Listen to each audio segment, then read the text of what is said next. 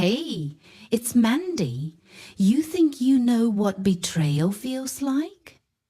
Well, let me tell you.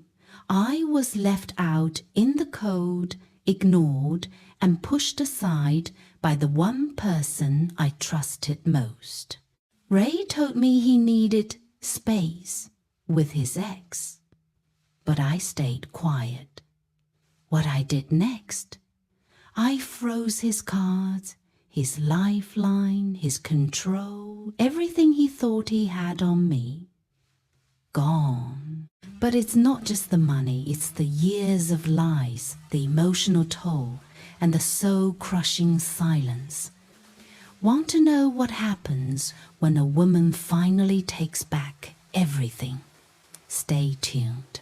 This story is far from over. I stood there in the crowded airport, watching him pack his bag. Ray, my husband of nearly 2 decades, was going on a 2-week trip with his ex. His words echoed in my mind.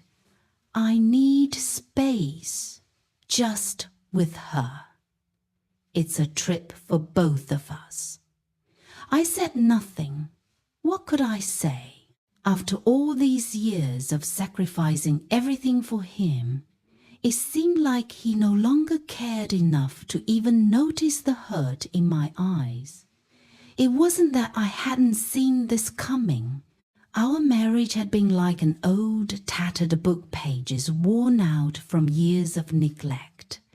We had become strangers to each other, living under the same roof but in separate worlds. Ray never noticed the small things, how I kept everything running smoothly, how I swallowed my anger, and the loneliness that crept in like a constant shadow. As he moved around the room, bustling through the motions of packing, I felt a mix of emotions: anger, frustration, but most of all, resignation. I had become so accustomed to this emotional neglect that it no longer surprised me. It hurt, but I'd learned long ago not to show it. After all, who would care? I watched as Ray zipped up his suitcase, his face a mask of indifference. I'll be back in 2 weeks, he said, completely oblivious to the storm of emotions brewing inside me. It was as if I didn't matter, like I was just another piece of furniture in his life, something to be taken for granted. I wanted to say something, anything, to make him understand how much this hurt. But all I did was stand there, frozen in place. The silence between us grew heavy, suffocating, like a thick fog I couldn't escape. My heart pounded in my chest, but my mouth stayed shut. There was a moment when our eyes met briefly, and for a second I saw a flicker of something, guilt maybe, or maybe just the realization that this was the end. But it was fleeting. He turned away and grabbed his coat, completely unaware of the breaking point I had just reached. He walked away without a second glance.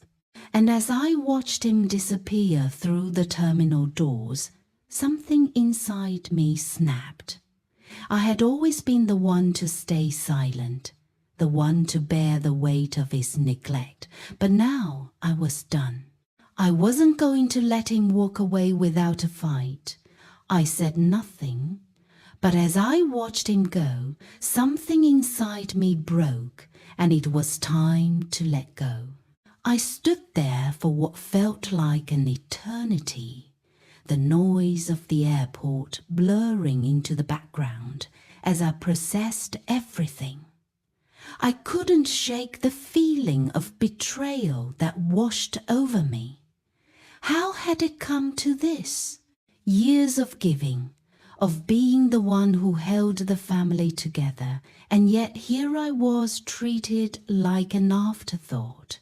I thought back to the times when I had tried to address this to make him see how badly I was hurting. But every attempt had been met with dismissal, with excuses, with silence. And now, here I was again, silent, watching him walk away with her, the one who had always come first in his life. The bitterness settled in my chest like a weight I couldn't shake off. I had spent so many years trying to make him happy, to make our family work.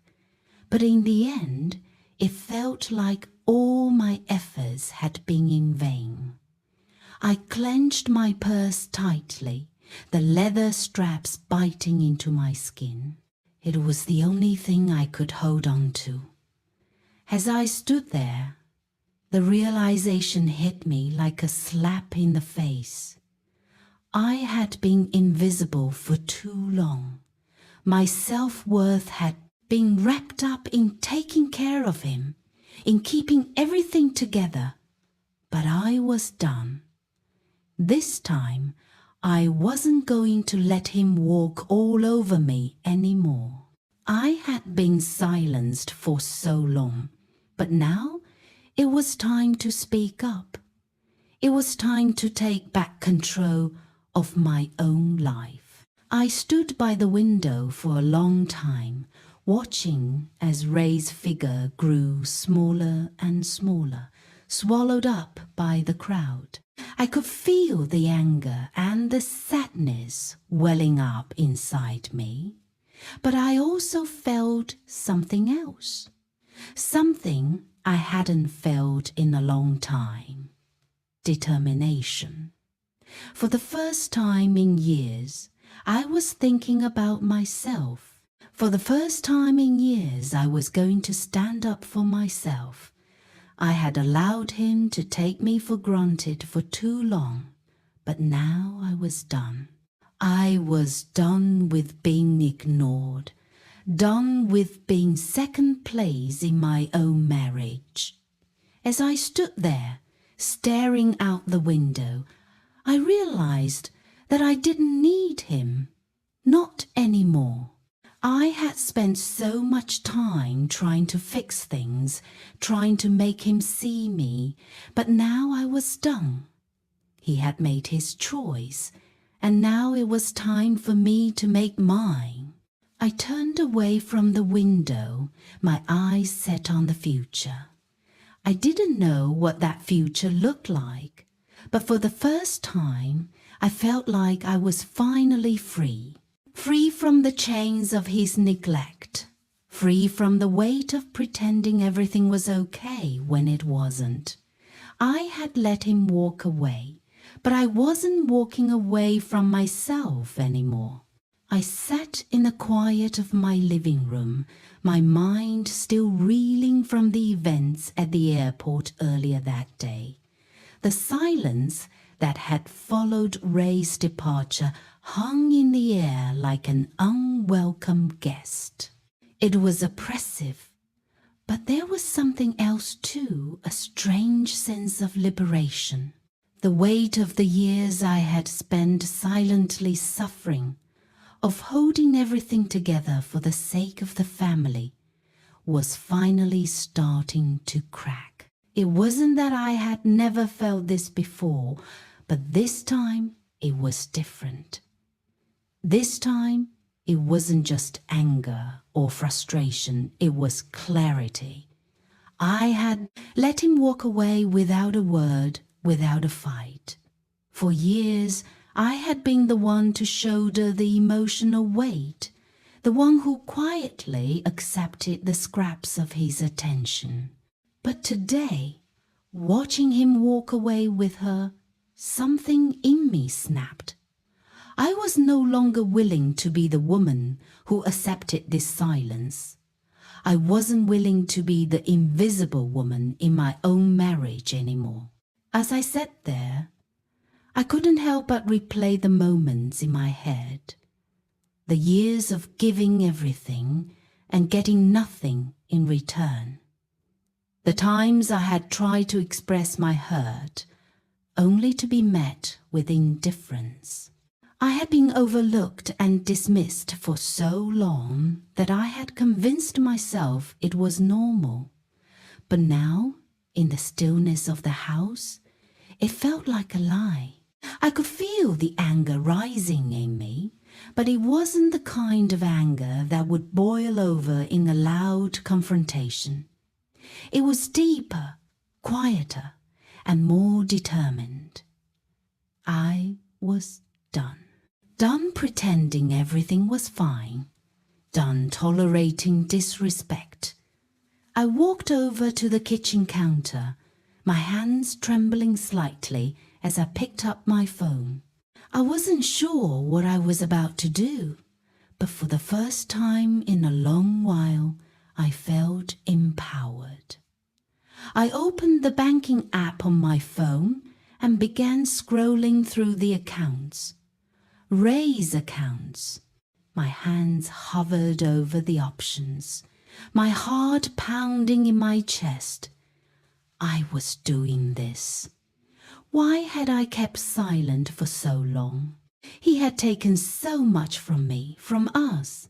And now it was time for him to understand the consequences. I wasn't just going to let this slide. I wasn't just going to let him keep walking all over me. With a deep breath, I clicked on the option to freeze his credit cards. The confirmation screen popped up, and I paused, my finger hovering over the confirm button. I thought about the years I had spent keeping quiet, about how I had allowed him to control the narrative of our marriage. This was my moment to take control. And just like that, I did it. I clicked confirm, and as the app updated, I felt a strange sense of victory wash over me. It wasn't about the money, not really. It was about something far bigger, my reclaiming of power. I stood there, looking at the phone in my hand, a quiet smile tugging at the corners of my mouth. For the first time in years, I felt a little bit of relief. I had made a decision. He would know that I wasn't the same woman anymore. I wasn't just the one who took care of everything. I wasn't just the one who silently accepted his disrespect. Hours passed, and as I sat in the living room, I felt the anxiety start to creep in. I knew Ray would try to reach me. I knew he wouldn't just let this go. But I wasn't scared. I had made my move, and now I had to face whatever came next. Sure enough, my phone buzzed with a message from him. "What did you do?" "I'm on my way back." His words hit me like a cold wave, but I didn't flinch. This time, it was different. This time, I was the one in control. I sat back in my chair and closed my eyes for a moment, letting the reality of what I had done sink in. He was coming back, and I knew this confrontation was inevitable. But for the first time in a long time, I wasn't afraid. I wasn't angry in the way I had been before. I was calm. I was prepared. When Ray returned home later that evening, he walked in like nothing had changed. He was still the same man who thought he could control everything, who thought he could just waltz back into my life without consequences. But this time, I didn't move. I didn't rush to meet him. I didn't care about the things he had always used to manipulate me. He stormed into the living room, demanding to know why I had frozen his cards. His anger was palpable, but it didn't faze me. I didn't rush to explain myself.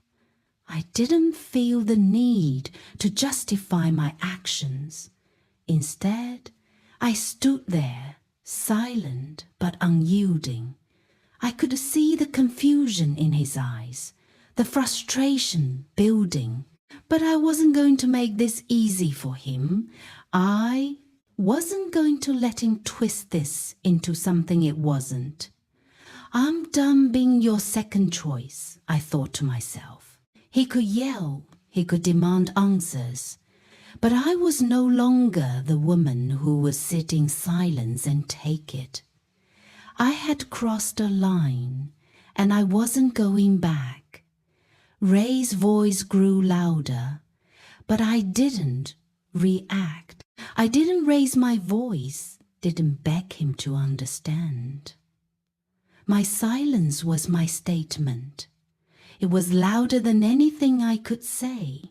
And for the first time, I saw it in his eyes, the realization that I wasn't the same woman he had left behind.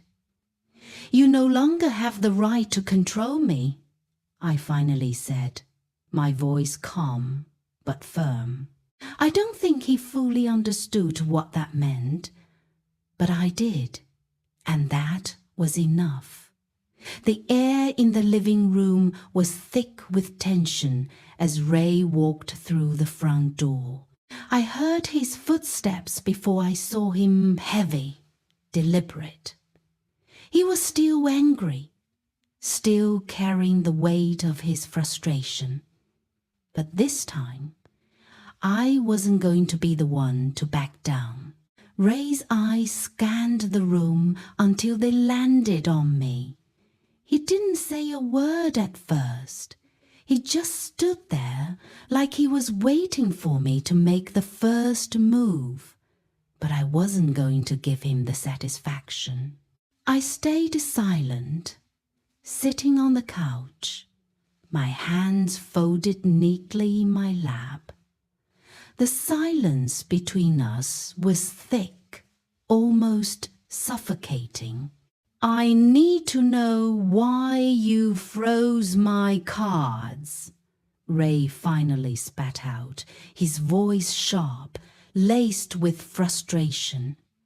He didn't ask, he demanded. He was used to making demands, to having things go his way, but not today. I didn't answer him right away.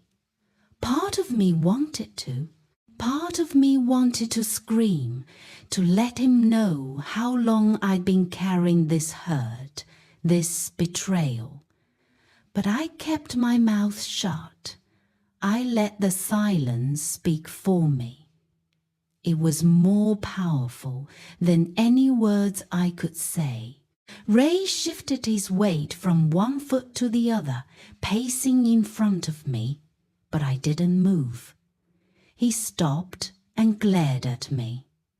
Well, what's the deal? I'm trying to figure this out, and you're just going to sit there and say nothing? I could feel the anger bubbling up inside me, but I refused to let it show. Years of being silenced had taught me how to hide my emotions, how to keep everything bottled up inside. But now everything was changing. I was done being the silent one, done being the one who just took it. I stared at him, and for the first time in a long time, I didn't look away. I held his gaze with a calm that I knew rattled him. You think you can just take from me, Ray? I finally spoke, my voice low, steady. You think you can walk in and out of this house and I'll just take it? All these years, all the things I've given, all the things I've sacrificed. And this is how you treat me? Ray's face twisted, a mixture of anger and disbelief. You are overreacting. I didn't mean it like that. You know how I feel about you. Don't feed me that line, Ray, I interrupted. You've been feeding me lies for years, and I'm done listening. The air between us felt like it was vibrating with the tension of everything unsaid, everything we hadn't dealt with. I could feel the weight of all those years of neglect, all the quiet suffering, all the times I tried to make excuses for his behavior, all the times I convinced myself it wasn't as bad as it seemed. But now, sitting there, looking at him, I knew the truth. He had never really seen me. He had never really heard me. I thought back to the years when I had put myself last, when I had given everything I had for our family, for him. All the times I had tried to speak up, only to be met with silence or dismissal. All the times I had been ignored. And now, after everything, here we were. It was time for me to stop being invisible. I've been giving and giving, Ray, I said quietly, my voice breaking the silence. And you've been taking. I've been trying to hold everything together, trying to keep us afloat. And you? I stopped myself, not wanting to get lost in the bitterness that threatened to consume me. I'm done. I'm done letting you control me. I'm done being the one who always sacrifices. This is the last straw. Ray stood frozen for a moment, his mouth opening and closing, unsure of what to say next. But I wasn't finished. I froze your cars because I'm done. I'm done being silent. I'm done accepting this. I've spent so many years putting you first, putting this family first, while I couldn't even finish the thought. He knew. He knew what he had done. And for the first time, he was seeing me, not as the woman who would put up with everything, but as the woman who had finally reached her breaking point. Ray tried to say something, to apologize, to offer some excuse, but I didn't want to hear it anymore. No, I said firmly, shaking my head. I'm not asking for an apology. I'm telling you that I'm taking my life back. The words hung in the air between us, and I could feel the power shift. It wasn't a dramatic outburst.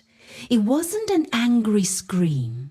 It was a quiet, firm declaration that I was no longer going to be the one who just took it.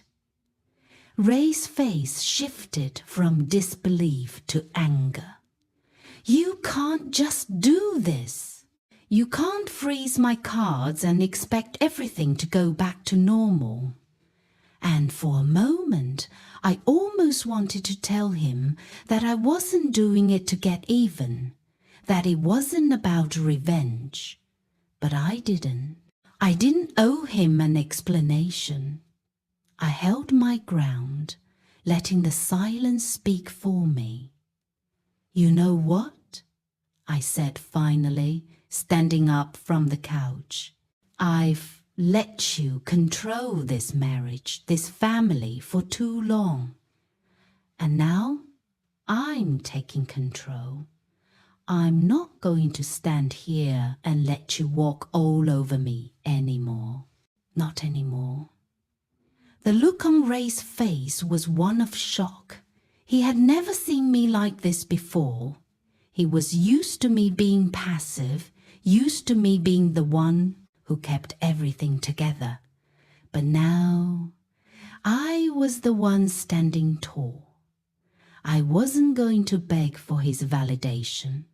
I wasn't going to apologize for doing what I should have done a long time ago. "I'm not asking for anything from you, Ray," I said, my voice steady. "I'm just telling you the truth. You no longer get to control me." And with that, I turned away from him, the weight of the years of silence falling away. The woman I had been was gone. The woman I had become strong, resolute, unyielding was here to stay. The house felt emptier than usual. The silence was more than just a lack of sound. It was a space that echoed the tension of the night before. I sat on the couch, my mind still processing everything that had happened. Ray's words were still fresh, ringing in my ears, but for the first time in years, they didn't have power over me. I woke early, as usual, before the world was fully awake.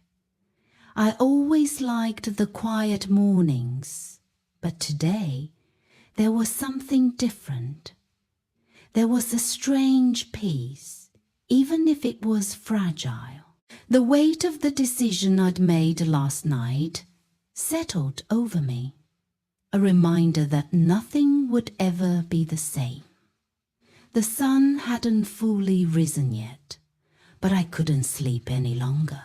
I thought about everything about the years of silence, the way I had always put myself last, about Ray, how I had let him walk all over me for so long. But that was over now. I was done being the invisible one, the one who took whatever came just to keep things together. A loud knock on the door interrupted my thoughts. My heart skipped a beat. I already knew who it was. Ray. He was back, and he wanted something. I opened the door, and there he stood, his face a mixture of frustration and guilt. "Mandy, I need to talk," he said, stepping forward, as if nothing had happened. I didn't invite him in. He wasn't welcome here anymore, not without a real explanation. "What do you want from me, Ray?" I asked, my voice steady, despite the rush of emotions inside. He hesitated, looking unsure of where to begin. "I'm sorry. I didn't mean for things to get out of hand. I was just looking for closure, okay? You don't understand, this whole situation with my ex has been eating me up inside." I didn't flinch. I didn't show him the flicker of doubt that tried to rise in me. "You're right, I don't understand. And honestly, I don't care to," I said. "What I care about is what you're going to do next." Ray looked at me, searching for a way to get through. But this time, I wasn't buying it. He could try to play the victim, try to make me feel guilty, but I wasn't that woman anymore. "I'm done with excuses," I continued. "If you want to stay in my life, if you want anything to do with me, you need to make a real commitment. No more lies, no more manipulation. I'm not your backup, Ray. I won't settle for being second." His face hardened, but I could see the shock in his eyes. This was not the Mandy he was used to. This was not the woman who had silently endured for years. "I don't have time for this," he spat, his voice rising. "I've been trying to work things out, and you're overreacting. I need space, Mandy. I need some time to figure this out." "No," I said, cutting him off. "You need to make a choice. I'm not waiting around for you anymore. I'm not going to sit here pretending like everything is fine while you do whatever you want. You've had enough time, Ray. Now it's my turn." Ray's face twisted with anger, but I wasn't afraid. For once, I wasn't intimidated by his threats or his manipulations. "You can't just throw everything away like this," he said, his voice shaking with frustration. "Oh, but I can," I replied, standing taller now, my voice unwavering. "I've spent too many years throwing myself away for you. I've spent years letting you walk all over me, trying to hold everything together while you've been out there looking for something else. I've given enough, Ray. And now it's time for you to make a choice." The words hung in the air, thick with the weight of everything I had held in for so long. Ray stood there, stunned, as if he hadn't expected this from me. But there was no going back now. I was done living in the shadows of his mistakes. He stood there, silent for a moment, before his eyes flicked to the floor. "I don't know if I can change, Mandy. I don't know if I can give you what you want." "Well, then you've already made your choice," I said, my voice cold but firm, "because I'm not going to keep waiting around for something that may never happen." Ray tried to speak again, but I held up my hand to stop him. "You're not the man I thought you were. You've shown me who you really are, Ray. And I'm not going to keep making excuses for you. If you want to fix this, you're going to have to do more than talk. You're going to have to show me you can change, not just say the words." The silence that followed was heavy. I could hear the sound of my own heartbeat pounding in my ears as I stared at him, waiting for him to make his move. "I'll do anything," Ray finally said, his voice quieter now. "I'll prove to you that I can change. Just give me a chance." But I shook my head. "I've given you too many chances, Ray, and now it's my turn to decide." The door was still open between us, and I knew he was standing there, unsure of what to say or do next. But I didn't wait for him to make up his mind. I had made mine. I stepped back and closed the door slowly, feeling the weight of the decision settling in my chest. The fear, the doubt, the longing for the life I once had, it all felt so close, but so far away now. I couldn't go back. I wouldn't. The phone rang a few minutes later. I hesitated before picking it up. My heart raced as I saw Ray's name on the screen. I didn't want to pick up, but I knew I had to. I answered, and before I could say anything, Ray started apologizing. His voice was full of regret, but I wasn't listening to his words anymore. I had heard them too many times. "I'm done with this, Ray," I said, my voice calm but resolute. I'm done listening to apologies that don't mean anything. You've had your chance. The silence on the other end was deafening, but I didn't care. You never change, Ray, I said, as my finger hovered over the button to end the call. And I can't wait around for someone who doesn't even see me. Goodbye. I ended the call and sat there, holding the phone in my hand. My heart felt heavy, but I knew I had made the right choice. The doorbell rang again, but it wasn't Ray. I knew who it was before I even answered. "Hey, girl," my friend's voice crackled through the phone. "You okay?" "Just wanted to check in." I hesitated. Part of me wanted to tell her everything, but I wasn't ready. Not yet.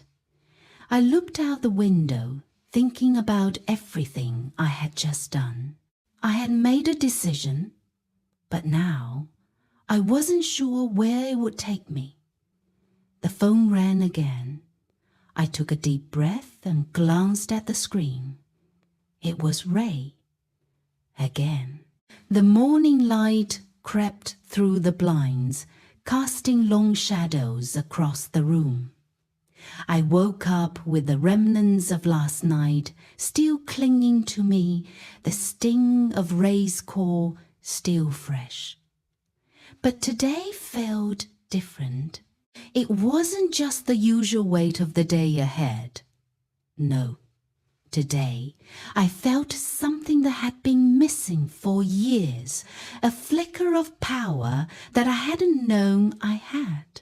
I could feel it in my bones, that deep-rooted resolve that told me I was ready to move forward, whether Ray was a part of it or not.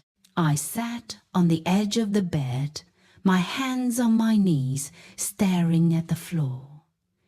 Everything had changed, but the hardest part was yet to come. The phone had rung again this morning, and I didn't answer. I didn't need to hear any more excuses. I got up, walked to the kitchen, and poured myself a cup of coffee. I stared out the window at the morning sky, wondering what would come next. A part of me felt free, but another part was still terrified.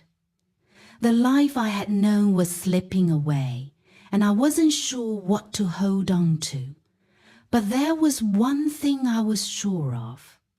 I couldn't go back. Ray had pushed me to this point, and now it was time to take control. I couldn't keep letting him manipulate me, keep pretending everything was fine while I withered away. He was the one who had made this mess, not me. Now I had to clean it up. The phone rang again, this time from Ray. I glanced at the screen. My chest tightened, but I knew what had to be done. I walked outside, dialing the number for the bank, my fingers trembling just a little. I needed to make sure I was financially secure. I put it off for too long, trusting that things would work themselves out, but not anymore. Today, I was taking control of every part of my life. As I confirmed the transfer, I felt something in me shift. This wasn't just about money. It was about my independence, my future. For the first time in years, I felt like I was doing something for me. Then the doorbell rang. I knew it was Ray. He wasn't giving up that easily. He had come to fight for what he thought was his. But today, I wasn't backing down. I walked to the door, took a deep breath, and opened it.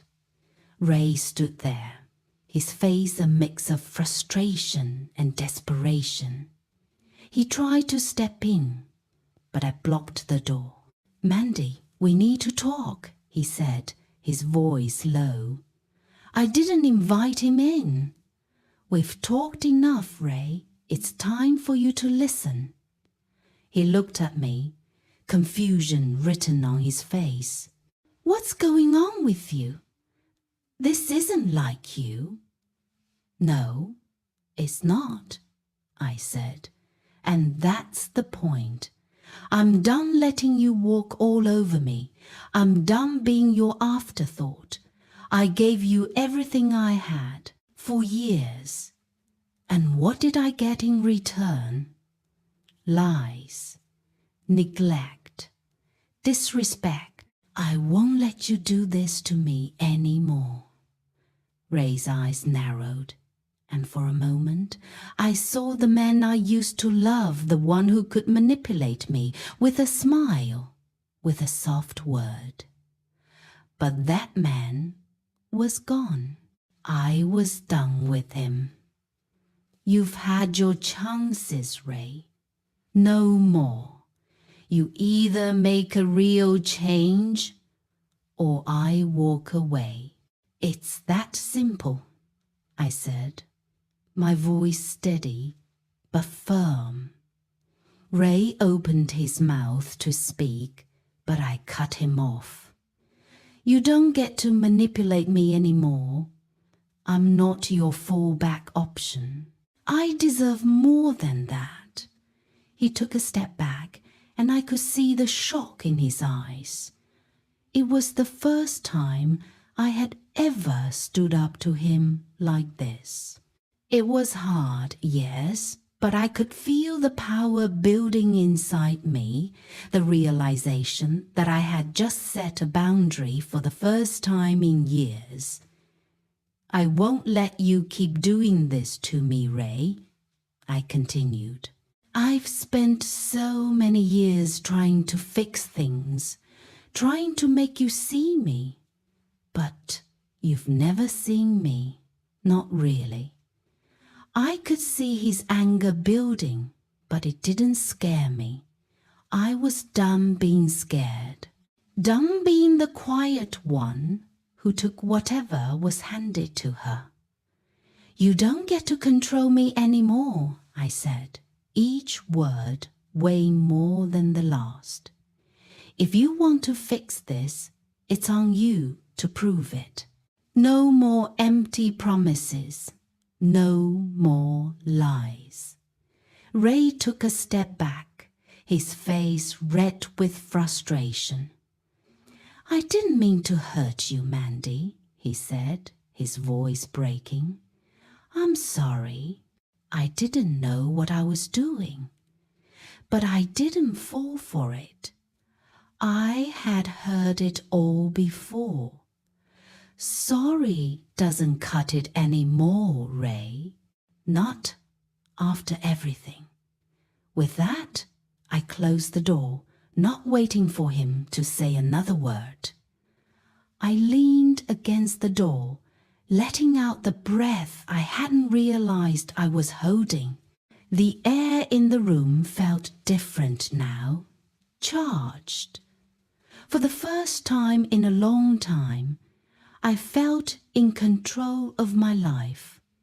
But the fear was still there, lurking into the background. What now? What did I do next? I walked to the kitchen and sat down. The phone buzzed again. Ray, again. I glanced at it for a moment before deciding to pick up. "Mandy, please, can we just talk?" "I've heard enough from you, Ray," I said.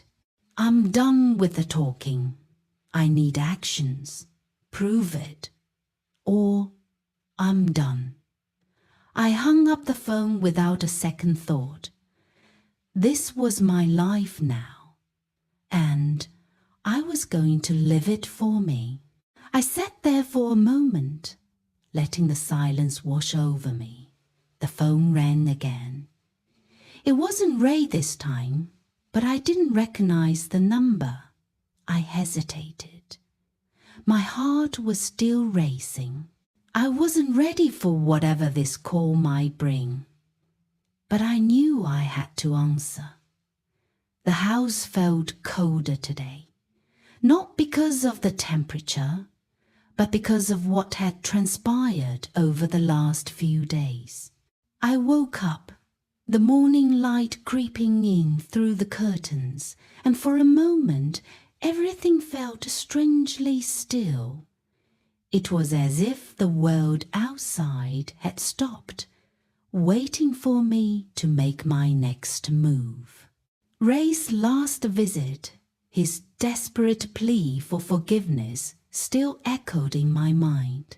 It was hard to shake the image of him standing there, so vulnerable, offering me flowers, his voice shaky as he begged for another chance. For a second, I almost thought about it. I could have let him back in. It would have been easy.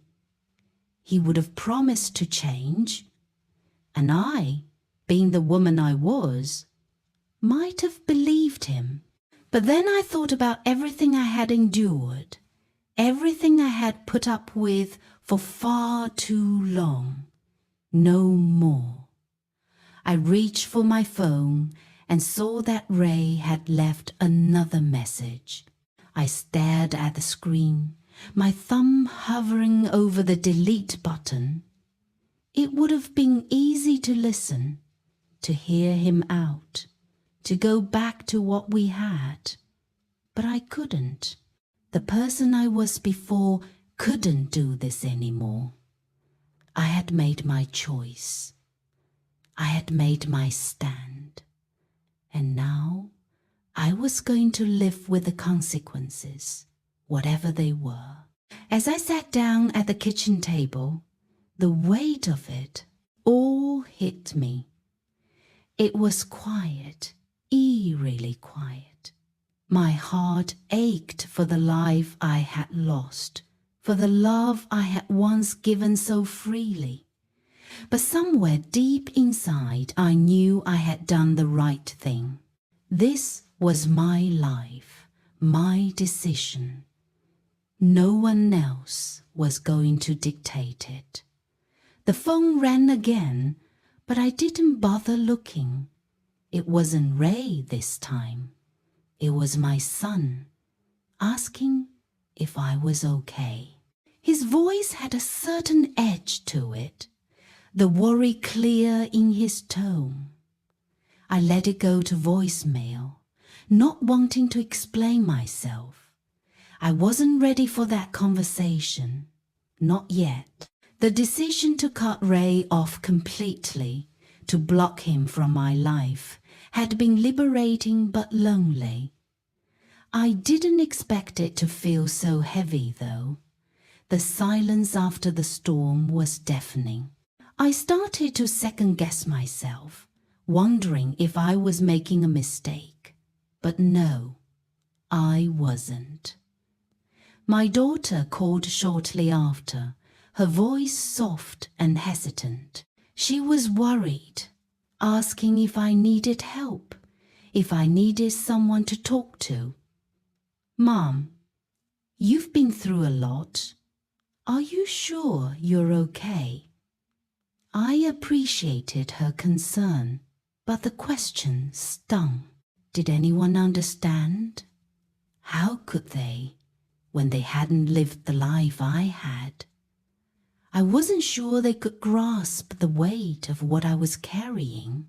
I loved my children, but they had their own lives, their own problems.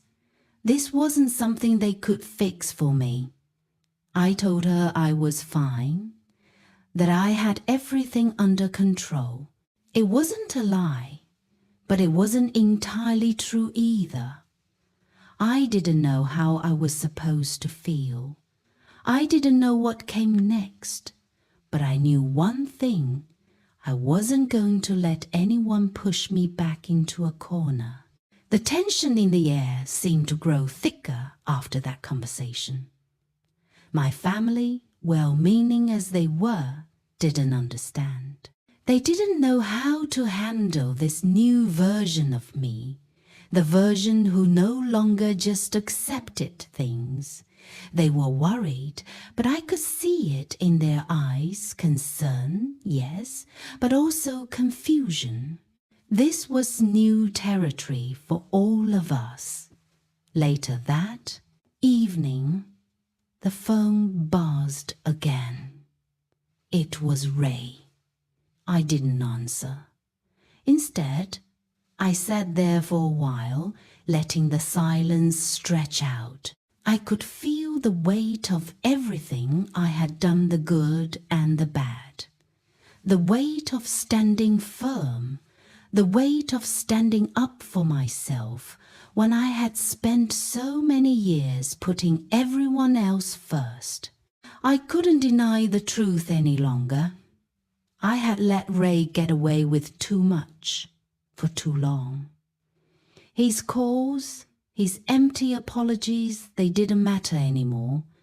What mattered now was me. The silence wasn't avoidance. It was power. It was control. I had spent so many years bending, twisting, trying to make it all fit together, trying to please him, trying to please everyone else, but no more. This silence, this distance between us was the first step toward reclaiming myself. Ray called again, just a few minutes after the last. This time, I didn't even check the caller ID. I knew what it was, and I knew what I needed to do. I walked over to the door, looked outside for a moment, and felt a shift within me. I had no idea what the future held, but for the first time, I didn't feel afraid. I felt something else, something stronger than fear. I felt free.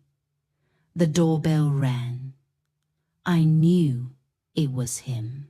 Ray had come, once again, to beg for something that wasn't his to ask for.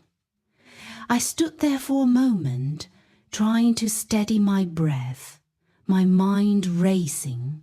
Part of me wanted to open that door, wanted to hear him out, to let him back in. But the other part of me, the one that had been ignored for so long, knew what I had to do. I opened the door. Ray stood there, a pathetic attempt at a smile on his face. Flowers in hand, eyes wide, as if the answer would be different this time. "You came all this way to beg for forgiveness again?" I said, my voice low but firm. "I don't need your apology, Ray, not anymore." His face faltered for a moment. The manipulation was still there, lurking beneath the surface, but I wasn't buying it. Not today, not ever again. "I didn't mean to hurt you," he said, his voice pleading. "I'm lost without you, Mandy. I'll change." I looked at him for a long moment, letting the silence between us speak louder than anything I could say. "No," I said finally. "It's too late." The words stung, but they felt right. You've broken everything. The trust, the respect, all of it's gone. And I'm not going to keep living in the past. Not for you, not for anyone. Ray opened his mouth to protest, but I shook my head. "It's over, Ray, and I'm not your fallback. Not anymore." With that, I closed the door, feeling the last of the weight lift off my shoulders. But even as I stood there, alone in the silence, I knew this wasn't over. The hardest part was still to come. I had taken control, but now I had to face the consequences. And yet, I felt something deep within me, a glimmer of hope. For the first time in years, I was standing firm. The days that followed Ray's final attempt to reconnect had been quieter than I'd expected.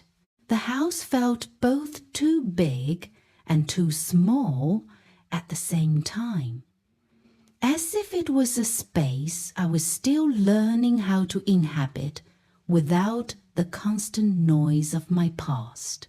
I had spent so many years just existing within those walls, living for others, trying to maintain peace at the expense of myself.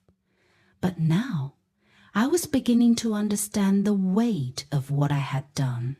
It wasn't just about cutting ties with Ray. It was about stepping into my own power, even though it felt like I was doing it alone. I woke up that morning with a sense of determination. There were still days ahead of me that would test this new version of myself.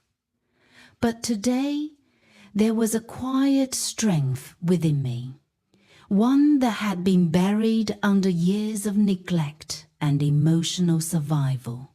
I was finally giving myself the chance to live fully, to feel deeply, and to be present not just for my family or for the world around me, but for me. But just as I was starting to settle into this new rhythm, the phone rang. Ray again. His number flashing on the screen made my stomach churn. I had come so far. Why did I still let him have this kind of power over me? He had the nerve to call, as though he hadn't just turned my life upside down. I let it ring a few times before I finally picked up, not out of desperation or curiosity, but because I had to hear his lies one last time. I had to finish this for good. Mandy? Ray's voice came through, tentative, but laced with that same false charm. I just want to talk, okay? Please, let me explain. I can't keep living like this. I've changed, I swear. I didn't speak right away. Instead, I let his words hang in the air, like a weight, heavy and suffocating. I wasn't angry anymore. I wasn't even sad. I was just done. I don't need to hear your apologies anymore, I said, my voice calm and steady. I've heard it all before, Ray. I've heard every excuse, every tear, every promise, but none of it matters. You don't get to come back into my life after everything you've done. The silence on the other end felt like a victory to me. It was the first time in years that I hadn't been pulled into his emotional chaos. I wasn't begging for validation. I wasn't questioning my worth. I knew exactly who I was now. I'm done, I said again, this time with finality. And you need to accept that. I'm not your safety net anymore. I don't owe you anything. With that, I hung up. I didn't feel relief. Not exactly. It was more like a weight had shifted. I had stood my ground. And for the first time in a long while, I didn't feel the need to apologize for my choices. The next few days were a blur of silence. It was strange at first, the quietness of my own mind. I wasn't used to it. For so long, There had been noise-raised demands, my children's concerns, the guilt of feeling like I wasn't enough. But now there was only me. I spent a lot of time reflecting. I didn't have answers for everything, but I knew I was no longer the woman I had been, the woman who let others dictate her happiness, the woman who stayed silent because she feared she wouldn't be heard. One evening, as I sat in the living room, I thought about the woman I was becoming. I reached for my journal, something I hadn't done in years, and began writing. For the first time in so long, I wasn't writing to explain myself to anyone. I wasn't writing to make sense of my decisions. I was writing for me. I am stronger than I've ever known, I wrote, and I will never apologize for standing up for myself again.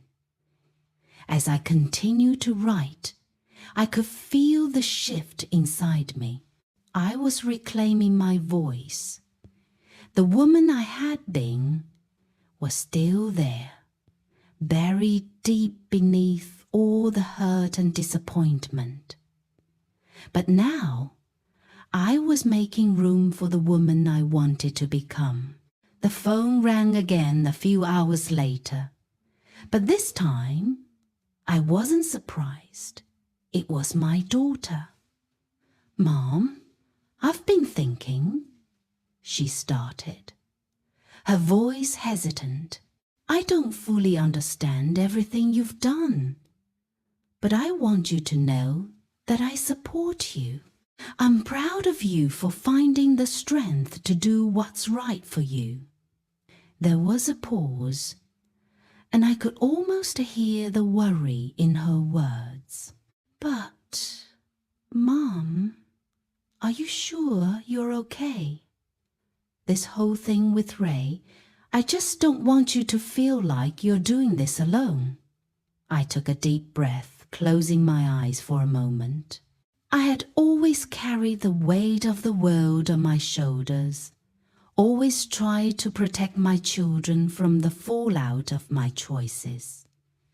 But now they were seeing me for who I was becoming, not the woman I used to be. "I'm okay," I said softly. "I'm more than okay. I've been doing this alone for a long time. But now I'm choosing to live for myself, and that's a choice I'll never regret." I could hear the relief in her voice as she replied, "I just want you to be happy, Mom. I know it's hard, but I know you're strong enough to get through this." I smiled, feeling a warmth spread through me.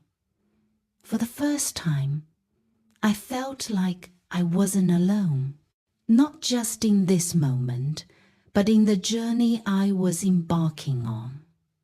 But as the days passed, Ray's absence became more real, and that left a hole in my heart. It wasn't that I missed him, or that I wanted him back, but the idea of what could have been, what I had hoped we would build, haunted me. That evening, I stood in front of the mirror. I looked at the woman staring back at me. Strong, resilient, vulnerable, yes, but only because I was allowing myself to feel again. I wasn't hiding behind a wall of silence anymore. I was learning to trust my voice, even if it meant standing alone. The phone rang again. It was Ray, but I didn't even have to think about it. I didn't answer. Instead, I stood there, taking in the woman I had become. The future was uncertain, but I was finally ready to face it. I woke up to a quiet house that morning, the kind of silence that now felt both unsettling and strangely comfortable. It had been 2 months since I had made the choice to cut Ray out of my life, but the aftershocks still rattle me at times. The sense of empowerment I had gained wasn't without its price. There were moments, especially in the stillness of the early mornings, when I felt the weight of what I had given up, the years, the love, the shared memories. The decision had been mine, but that didn't mean it was easy. I had gained independence, yes, but I had also closed a chapter that once held everything I thought I needed. Now, I was living in the aftermath of that decision, proud, but also a little lost. I had taken control, but at what cost? Was it worth it? The questions lingered, but I knew I couldn't go back. Carla called just as I was finishing my coffee, her voice soft with concern. "How are you, really?" she asked, knowing the answer wasn't as simple as fine. "I'm okay," I replied, forcing a smile into my voice. But she knew better. She could hear the cracks. "You've made it this far, Mandy," she said, her tone gentle but firm. "You did what you needed to do. Don't let anyone make you doubt that." I nodded, even though she couldn't see me. I wish it didn't hurt so much." "That's the price of change," she said. "But you've done the hardest part. Now you get to rebuild." The words were comforting, but as I sat there, the loneliness of the space around me felt overwhelming. I had made the right decision. I knew that, but part of me still longed for the familiarity of the life I'd had. Then, as if on cue, the phone rang. Ray's name flashed across the screen, and my heart sank. It was the first time in weeks that he had called. I knew what this was. It had to be. I took a deep breath before answering, bracing myself for what I knew was coming. "Mandy," Ray said, his voice soft but desperate. "I need to see you. Please, we need to talk. I've been thinking a lot, and I realize I've made so many mistakes. I want to fix things." His words were like a punch to the gut. They were familiar, too familiar.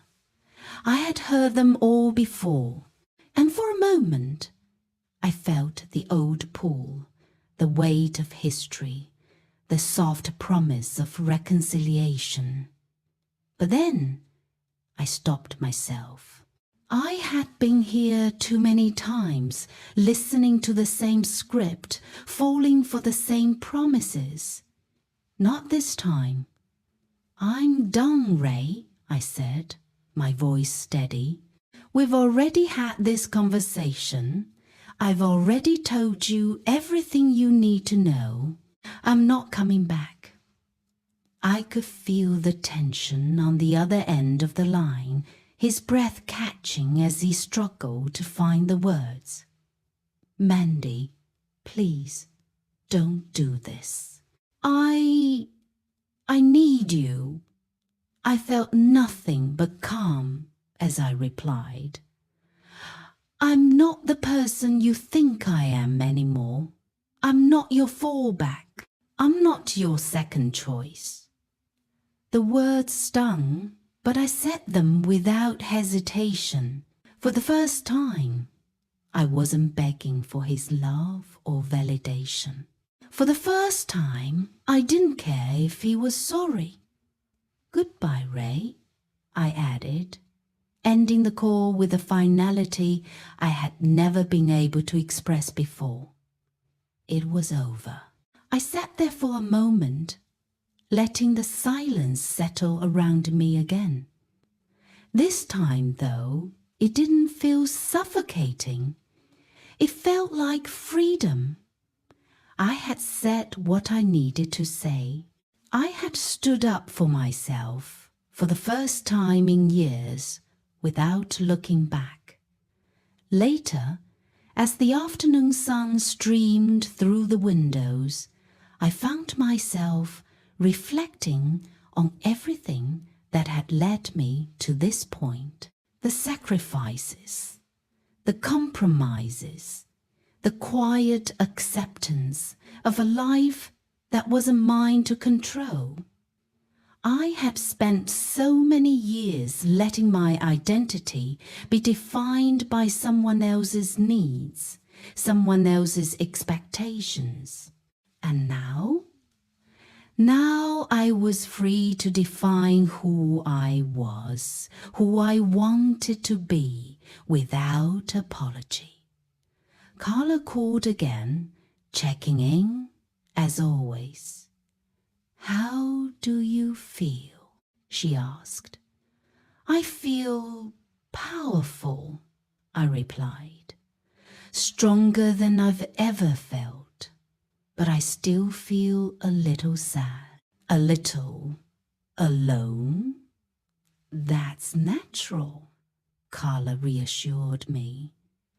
"But this loneliness, it's just the space you're creating for yourself. You've been living in everyone else's shadow for so long. Now you get to shine on your own." Her words sunk in deeper than they ever had before. I wasn't just letting go of Ray. I was letting go of the version of myself that had been hidden for so long. The one that had been silenced, neglected, pushed aside. I wasn't that person anymore. And then, just as I thought I could begin to breathe freely, the doorbell rang. I knew who it was before I even looked through the peephole. Ray stood there, holding a bouquet of flowers, his face strained and desperate. "Mandy, please," he said, his voice breaking.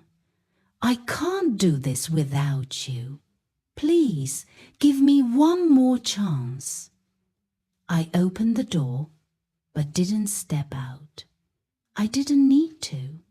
For the first time, I was standing my ground. "Ray, I've heard enough," I said, my voice calm and unwavering. "You've had your chance, and you blew it. I'm not the same person you knew. I'm not coming back." His face twisted with emotion. But I stood firm, not flinching, not giving in to the guilt he tried to lay on me. "Mandy, please, I love you," he pleaded, his voice barely above a whisper. "I'm not your love anymore, Ray," I said, the words cutting through the tension. "I'm not your answer, and I'm not the woman you left behind." I closed the door softly, leaving him standing outside, and for the first time I felt liberated, free. But as I stood there, looking out the window, I realized something. The future was mine now, and as much as I had found peace in my decision, there were still questions. Would I find love again? Would I ever rebuild the trust with my children? The unknown still lingered, but I was no longer afraid. I walked back to the mirror, looking at my reflection. The woman staring back at me was stronger than any version I had been before, and as I gazed at her, a faint smile tugged at the corners of my mouth. I didn't have all the answers, but for the first time, I was ready to find them. The sun had barely risen, casting a soft light through the window as I sat in the quiet of my living room. The house felt different now, emptier in a way, but not in the same suffocating sense it once had.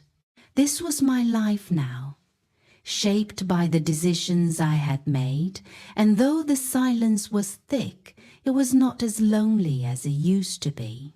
It was a calm kind of quiet, one that came after a storm, where the dust was still settling but you could finally breathe. I thought back on the journey, all the pain, all the self-doubt, the sacrifices, and the moments where I had been too afraid to speak up. I had spent so many years letting others define me, especially Ray. For a long time, my identity was tied to being his wife, a mother, a caretaker, always putting others' needs before mine. It was a role I played so well, I lost track of who I was. But not anymore, not now. The decisions I had made weren't easy. Walking away from a life, from a marriage, meant leaving behind more than just memories. It meant leaving pieces of myself. But with each painful step, I reclaimed something. I rebuilt the woman I used to be, the one who was strong and proud, the one who didn't need anyone to validate her worth. That woman was still here, and it felt good to acknowledge her. But despite all the progress, the journey wasn't over. I was healing, but it was a slow process. Sometimes I still questioned whether I'd made the right choice. Was it fair to my children? Had I been too harsh with Ray? Was I really ready to let go of everything we once had? The answers weren't always clear. What I did know, however, was that I wasn't going back. I spent that morning organizing my thoughts. There was so much to consider: my children, my future, my own personal growth, but there was an undeniable sense of fear in it all. The emotional scars were still there, even if they weren't as raw as they had been. I couldn't just erase the past, no matter how hard I tried. There was still a part of me that longed for the life I had, even if it was a life that no longer fit me. The phone rang, and I knew who it was. My daughter's name appeared on the screen, and I took a deep breath before answering. Her voice, as always, held a mix of concern and care. "Mum, are you sure you're okay? I'm really worried about you." "I'm fine, baby," I said, though it wasn't entirely true. "I'm just figuring things out." I heard the hesitation in her voice. "I know you're strong, but are you happy? Is this what you really want?" The question hit me harder than I expected. I wanted to be the mother who had it all together, the one who always knew what was best. But the truth was, I didn't have all the answers, and that made me feel vulnerable. "It's complicated," I said, "but I'm moving forward one step at a time. I have to do this for me. There was a pause on the other end. I just don't want to see you hurt, Mum. But I get it. I do. I smiled softly, even though she couldn't see it. I know, sweetie. I'm going to be okay. After I hung up, I sat in the quiet for a while. There were so many emotions swirling inside me. I wasn't sure if I'd ever fully understand the weight of my decisions, but I knew one thing for certain. I had taken control of my own life, and no one could take that away from me. That afternoon, I reached out to a few old friends I hadn't spoken to in years. It felt strange at first, as if I were reaching out from a different life, one that didn't quite belong to me anymore. But when I saw their faces again, there was warmth in their smiles. It wasn't perfect, but it was real. I was beginning to rebuild my support system piece by piece. Carla continued to be my emotional anchor. She checked in regularly, offering her wisdom and love. I shared more with her now, letting down the walls I had built for so long. The more I opened up, the more I realized how much I had been holding inside. There was power in vulnerability, and for the first time, I let myself experience it. One night, I received a call from Ray. It had been weeks since we'd last spoken, but there was no mistaking the desperation in his voice. "Mandy, please, we need to talk. I can't live with myself knowing what I've done. I've changed." "I swear I've changed. Give me one more chance." I listened, but this time there was no pull in my heart, no guilt weighing me down. I wasn't his to fix anymore. I wasn't the same woman who had once waited for him to change. "I've heard it all before, Ray," I said, my voice steady. "I'm done. This is over, and it's not changing." I hung up before he could respond, and for the first time, I felt a deep sense of peace. I had put that chapter of my life to rest. Later that day, I went for a walk, my mind clear. I thought about the future and what it held. There were still questions I didn't have answers to. Would I find love again? Could I rebuild the trust with my children? But there was also a feeling of hope, something I hadn't allowed myself to feel in years. For the first time, I was living for myself, and that made everything feel possible. As I stood at the edge of the water, watching the waves roll in, I made a decision. It was time to take a trip, a solo trip, something I had always wanted to do but had never made time for. This was more than just a vacation. It was a declaration of my independence, a symbol of my new life. The path ahead wasn't clear, but it was mine to walk.